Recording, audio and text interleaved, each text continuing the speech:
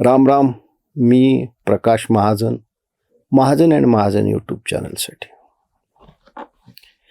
स्त्रियांच्या शत्रू असतात असं म्हटलं जातं. आता ते मी म्हटल्यामुळं सगळ्या स्त्रिया माझ्या अंगावर येऊ शकतात, पण मी का म्हणतोय याचं कारण असं झालं की भारतीय जनता पक्षाच्या आमदार आहेत सौ चित्रा वाघ. या चित्रा वाघने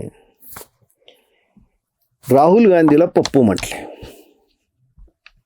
आता राहुल गांधीला पप्पू का म्हटले ते मला सहज परवा, राहुल गांधी लोकसभेतले विरोधी पक्ष नेते आहेत आणि ते लोकसभेत येतात. खरं म्हणजे एक विरोधी पक्षाचा एक आपला आब असतो, तो त्यांनी ठेवला पाहिजे. आता कुणी काय कपडे घाले याच्यात काही नियमावली ठरली नाही. संसदेत कुणी काय कपडे घालावे याच्यावरही काही नियम नाही. कुणी शेव गाजा, कुणी जय पैलिस्तीन असे काहीतरी बॅगा बिगा घेऊन येतात म्हणे.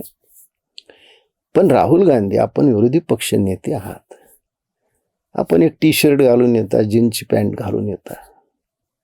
आमचं नशीब तुम्ही कपडे घालून येताना, आता तुम्ही कपडे घालून सुद्धा नाही येऊ शकतात, तर तुमचं काय सांगता येतं. आणि मग तुमची अशी काही वक्तव्य असतात. परवा त्यांनी भाषणात एक सांगितलं की आपले माजी लष्कर प्रमुख जनरल मनोज नरवणेंचं एक आत्मचरित्र प्रकाशित होणार आहे म्हणे. त्यांनी ते लिहिलं आहे, ते त्यांची ती स्क्रिप्ट त्यांनी लष्कराकडे पाठवली आहे. ते अजून प्रकाशित झालेलं नाही.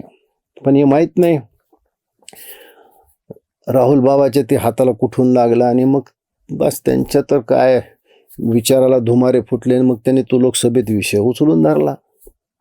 आणि पहा, हे भारतीय जनता पक्षाचं सरकार, हे पंतप्रधान मोदी, संरक्षण मंत्री राजनाथ सिंग आणि मला त्यावेळेस तिन्ही दलाचे प्रमुख हे होते आणि परराष्ट्र मंत्री हे लष्कराच्या बाजूने उभा राहिले नाही. मग त्यांनी ते कैलास रेंजमध्ये चीनचे कसे रणगाडे आले. खरं म्हणजे कैलास रेंज म्हणजे रणगाडे वर जाऊ शकतात का नाही हे काही माहीत नाही, कारण कैलास रेंजेस एवढ्या उंचीवर तिथं रणगाडे नेले जातात का नाही. पण समजा नेले गेले आणि मग त्यावेळेस लष्कर प्रमुख असलेल्या जनरल नरवणेंनी विचारलं, वा मी काय करू, मी काय केलं पाहिजे, अशी त्यांनी वारंवार फोरवर विनंती संरक्षण मंत्री माननीय पंतप्रधान यांना केली.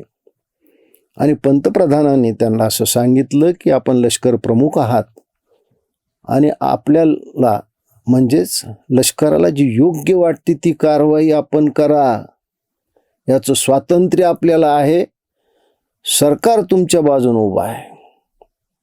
अशा आशयाचं पंतप्रधान मोदीनं त्यावेळेसच्या लष्कर प्रमुखाला सांगितलं. आता राहुल गांधीने याच्यातून काय अर्थ काढला?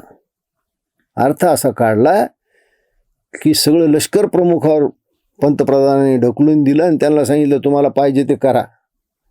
सरकार लष्कर प्रमुखाच्या किंवा लष्कराच्या बाजूने उभा राहिला नाही, असं त्यांनी त्याच्यावर ते भाषण केलं. आता हे भाषण ऐकल्यावर आम्ही त्यांना पप्पू म्हणू नये का? मध्यंतरी समाज माध्यमावर त्यांची अजून एक क्लिप फिरत होती. त्यांनी कुठंतरी भाषण करताना सांगितलं की पहा, महात्मा गांधीच्या सोबत तुम्हाला स्त्रिया दिसतात. स्त्रिया दिसत, महात्मा गांधी 2 स्त्रियाच्या खांद्यावर हात टाकून कुठेही जात. पण हेच दृश्य तुम्हाला संघप्रमुख मोहन भागवताकडे दिसणार नाही. मोहन भागवत स्त्रियांच्या खांद्यावर हात टाकून जात नाहीत, म्हणून महात्मा गांधी श्रेष्ठ होते. अरे काय बोलताय आपण? काय संबंध आहे त्याचा? आता सांगा, तुमची ही सगळी अशी भाषणं म्हणजे इधर से आलू डालेंगे उधर से सोना निकलेगा, हे सगळं ऐकल्यानंतर जर तुम्हाला कोणी पप्पू म्हटलं तर एवढा राग काय यावा? बरं, तो पप्पू म्हटलं तर राहुल गांधीला राग आला नाही, राहुल गांधीच्या आईला राग आला नाही, सोनिया गांधीला राग आला नाही, राहुल गांधीच्या बहिणीला प्रियंकाला सुद्धा राग आला नाही, काँग्रेस पक्षालाही कधी राग येत नाही. राग आला आमच्या सुषमा अक्काला. आणि बस त्यांनी सुरू केलं की चित्रा कोणत्या पक्षाचं काय ते. आता म्हणजे एक स्त्री दुसऱ्या स्त्रियाला नळावर जसं काही भांडू शकते त्या सगळ्या शब्दात सुषमा अक्काने चित्रा वाघचा समाचार घेतला खरं म्हणजे सुषमा अक्काला राहुल गांधीविषयी काहीच प्रेम पडलं नव्हतं. त्यांना एक संधी चालून आली चित्रा वाघवर टीका करण्याची, म्हणून त्यांनी राहुल गांधीला पप्पू म्हणले. याचा विषय धरून चित्रा वाघवर टीका केली. मला सांगा, मी सुरुवातीला म्हणलं स्त्रीच ही स्त्रीची खरी दुश्मन असते. यात काय खोटं आहे? कोण राहुल गांधी, कुठं चित्रा वाघ आणि कुठं सुषमा अंधारे, कुठं हा सगळा विषय? पण मी म्हटलं ना की सुषमा अक्काने चित्रा वाघवर टीका करण्याची संधी सोडली नाही.